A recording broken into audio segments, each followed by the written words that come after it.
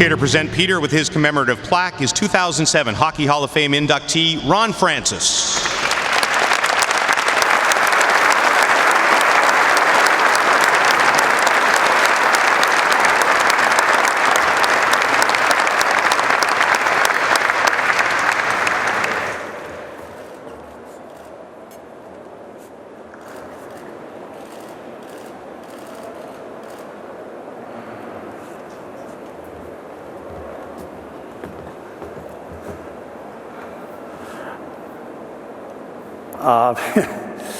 Thank you to John Davidson, Lanny McDonald, Dave Branch, Colin Campbell, Brian Burke, and the entire Hall of Fame Selection Committee.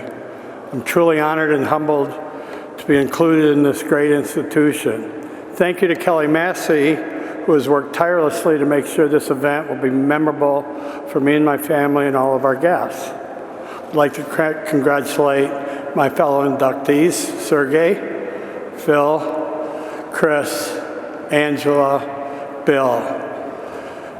I think I got everybody, didn't I? All right. What a thrill, truly a thrill to be included in such a remarkable class. I have spent over 40 years in minor hockey, 30 years in major junior hockey, 35 years in professional hockey, 20 years with the NHL, and 15 plus years in the ECHL. That's well over 100 seasons of hockey at every level you can imagine, and I've loved every minute of each of those seasons. When I was 8 years old, I was a budding baseball and football fan.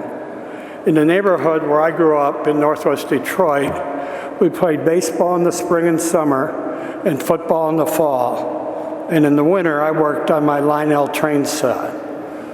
My mother, I'm sure she's watching now, was an avid sports fan.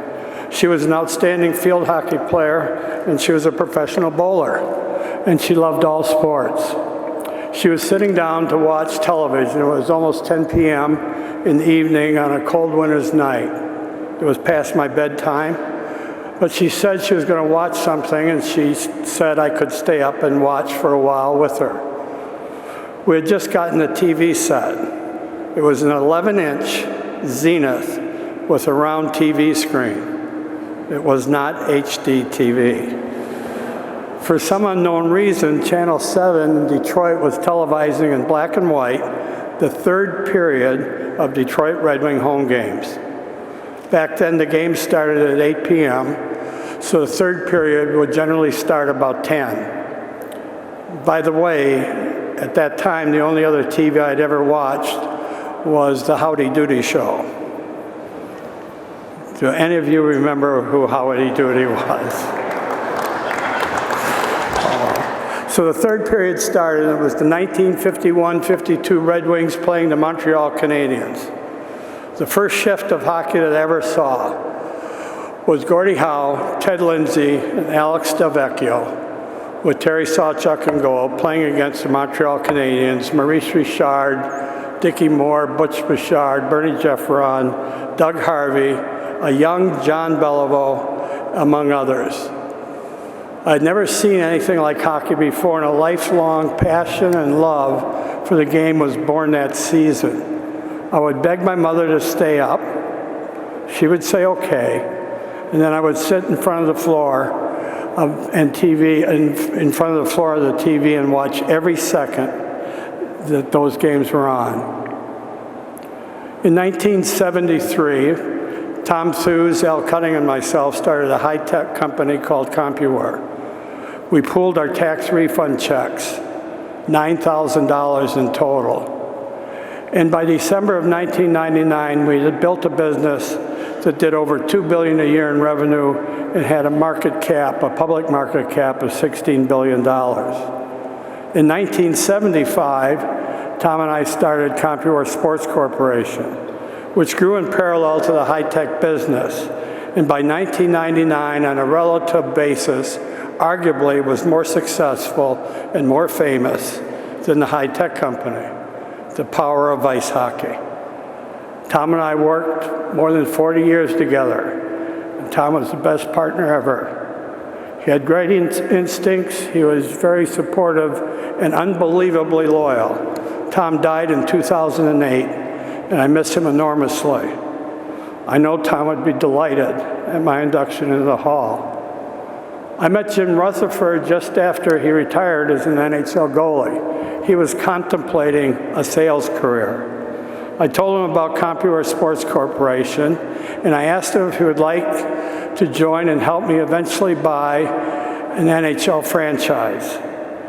He said yes. And that started a 30-year hockey relationship and a wonderful continuing friendship. We started our journey by buying the Windsor Spitfires in the OHL and eventually the Hartford Whalers in the NHL. Our friendship survived the ups and downs and the highs and lows of 30 seasons of hockey. Absolutely remarkable record. Thank you, Jim, for the many memories. We didn't get the Memorial Cup. We just had to settle for the Stanley Cup. In the 40 years, some years that CompuWare Youth Hockey has been in existence, we have placed more than 235 of our graduates with scholarships into Division I hockey. We've won 16 U.S. national championships, 34 state championships, and even 2 of our Pee Wee teams have won the Quebec International Tournament. 14 of the kids that played in our CompuWare program went on to be NHL first-round picks. I want to thank those people who established the foundation for this program. Their input, their determination, and their love of hockey left a lasting imprint on this great organization. My heartfelt admiration and thanks go to Kevin O'Rear and his father Ken, to Mark Craig, Riel Turcotte, Andy Weidenbach, and Ray DeGrendel, the finest group of youth hockey coaches I have ever met. Every boy that played for these people were better hockey players at the end of the season than they were when they started the season. And that's what really matters to me. I also want to thank the thousands of hockey moms and dads in our organization, who had players in our organization. These families sacrificed enormously to have their kids play hockey. We could not have been successful without their dedication to their children and to our program. We had to overcome some hurdles to buy our first OHL team, the Windsor Spitfires. The Board of Governors was not sure they wanted to sell the team to Americans. Dave Branch, the commissioner of the OHL, and one other owner, Sherry Basson, were able to convince the owners that Americans probably wouldn't hurt the league. I've always admired the job that Mr. Branch has done in his 35-plus years in the OHL, and now as president of the CHL. We haven't always seen eye to eye, but David, you were always right, and our league has thrived while you've been there. 30 years of ownership in the OHL, Windsor 5 years, Detroit Junior Wings, Plymouth Whalers 25 years were magnificent. We won the league championship 3 times, playoffs 28 out of 30 years, produced 18 first-round draft picks, had more than 90 players in the draft.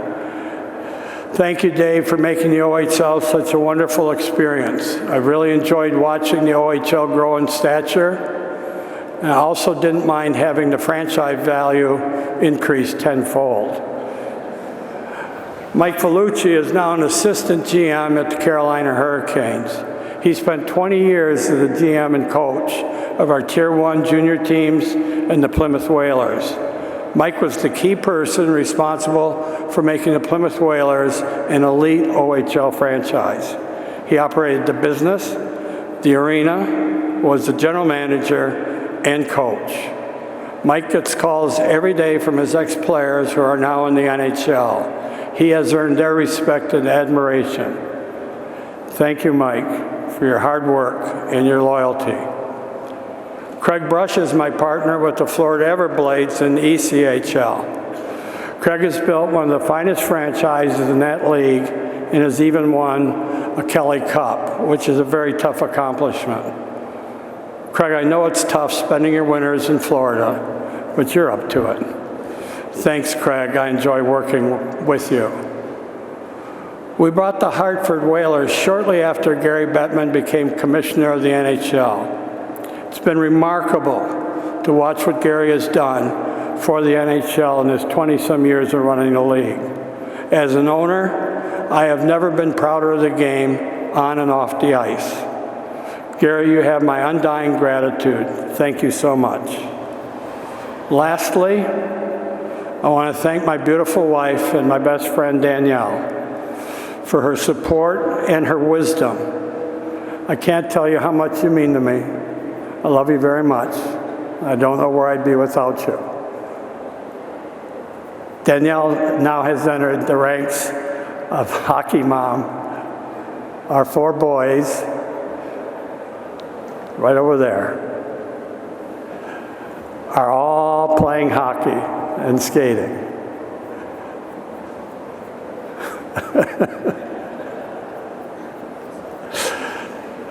Thank you very much.